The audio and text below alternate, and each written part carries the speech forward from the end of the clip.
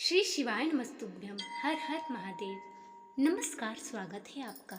आज की वीडियो में हम सावन सोमवार व्रत की कथा का रसपान करेंगे।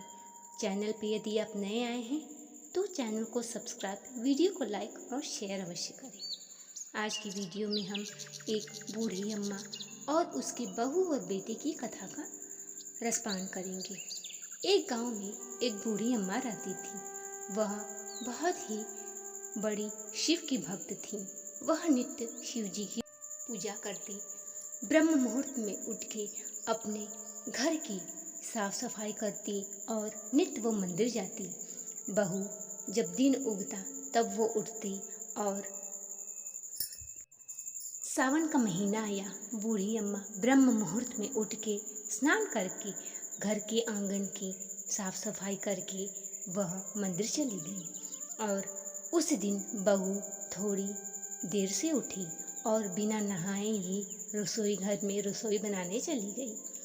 जब वो चूल्हे में आग लगा के और पानी लेने गई तब तक उसका बेटा आया और जली हुई लकड़ी उठाने लगा। उस जली हुई लकड़ी से उसके शरीर में आग लग गई और आधा शरीर उसका झुलस गया। बहू चिल्लाने लगी। कुछ देर बाद बूढ़ी अम्मा आई और यह सब देखकर विलाप करने लगी और अपने पोती को देखने गई। तब बहू ने उन्हें डांटा और कहा कि आप मेरे बेटे से दूर रहिए। आपके इतना पूजा पाठ करने का हमें क्या फल मिला। बहू अपनी सास को वहाँ से फटकारती है और जाने के लिए ऐसा दुख मेरी वजह से भोगना पड़ा। बहू कहती है कि आप नित्य केवल पूजा पाठ में ही रमी रहती हैं। आपके पूजा पाठ ने हमें क्या फल दिया।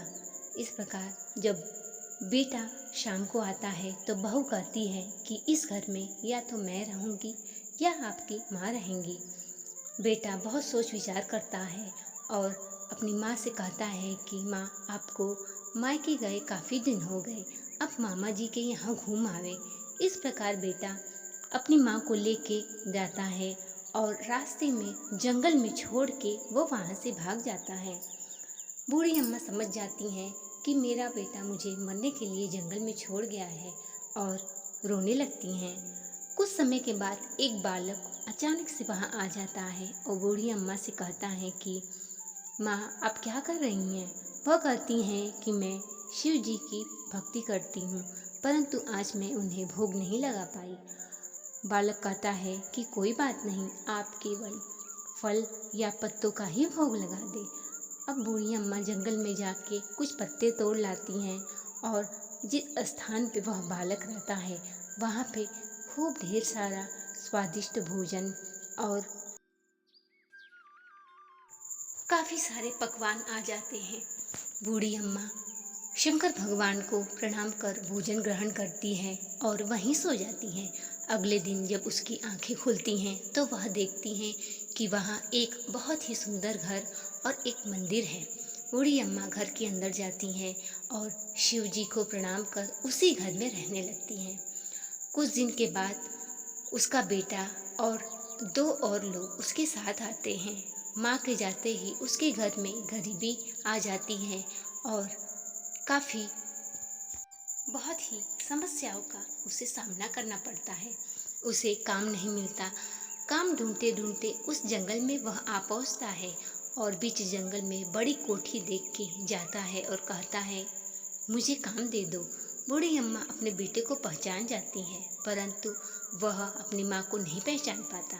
वह कहती है, ठीक है, आप लोग इस बागीचे की साफ सफाई कर दो। वो लोग शाम तक सारी साफ सफाई करते हैं, उसके बाद घर चले जाते हैं। बहू पूछती है कि काम मिला या नहीं। बेटा कहता है काम मिल गया और बीच जंगल में वह घर है और बहुत ही आलीशान कोठी है। बहू कहती है, ठीक है, कल से मैं भी चलूँगी। बहू अगले दिन आती है। बूढ़ी अम्मा मंदिर गई होती हैं और वह रसोई घर में जाके सारा साफ सफाई करके खाना बना देती हैं। बूढ़ी अम्मा जब आती हैं तो वह उन्हें भोजन देती हैं। अगले दिन जब बूढ़ी अम्मा पूजा कर रही होती हैं तो बहू पीछे से जाके उन्हें आवाज़ देती हैं कि अम्मा भोजन कर लीजिए, भोजन तैयार हो गया है। बूढ़ी अम्मा की पीठ पे एक मस्सा होता है और वह सोचने लगती है ऐसा मस्सा तो मेरी सास के पीठ पे था, और वह अपनी सास को पहचान जाती है। शाम को अपने घर आती है और अपने पति से कहती है कि वह औरत और कोई नहीं तुम्हारी माँ है। उसका पति कहता है कि मेरी माँ इतनी धनवान नहीं है, उसके पास इतना पैसा और धन कहाँ से आएगा। अगले दिन जब वो लोग फिर उस घर में जाते हैं तो बूढ़ी अम्मा से कहते हैं कि हमारी मेहनत की मजदूरी दे दीजिए। बूढ़ी अम्मा कहती हैं कि मुझे तुमसे एक ज़रूरी बात कहनी है, और वह अपना सब वृत्तांत सुना देती है। कहती हैं कि तुम मेरे बेटे हो, मैंने तुम्हें 9 महीने अपने कोख में पाला है, मैं तुम्हारे साथ अन्याय नहीं करूँगी, ये सारा धन दौलत तुम्हारा ही है। और यह कहकर बूढ़ी अम्मा अपने प्राण को त्याग देती है। उसी समय शंकर भगवान अपने प्रकट हो जाते हैं और बूढ़ी अम्मा विमान में बैठकर स्वर्ग को चली जाती हैं। ये था आज का वीडियो, और आपको वीडियो पसंद आया हो तो वीडियो को शेयर करें, चैनल को सब्सक्राइब और लाइक अवश्य करें। मिलते हैं अगले वीडियो में अगली कथा के साथ, तब तक के लिए नमस्कार।